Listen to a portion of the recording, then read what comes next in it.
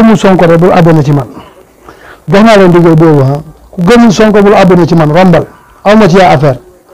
ñi safoo di seetaan li taalibe Sonko TV dalati leen jàmm ci xibaar ki nga xamante ne si ne nag moo di njiital Pastef di Ousmane Sonko ginnaaw nag ba li nga xam si ne moom moo di doomam ji nga xam si ne amul bat mu baccalauréat mooy soin bu Sonko moom daal ba tax na nag ñi nga xamante ne nag ñoo di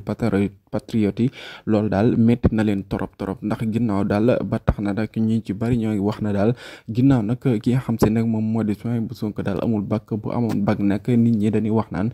ki nga xamante ne si ne nag moom moo di xool leen ko moom daal doomam ji jàng na ba am bac te yéen nag amul jeunesse bi yéen amu leen bac far yàlla nag moom nag mujjut am bac ñu jàll ci loolu nag ki nga xam moo di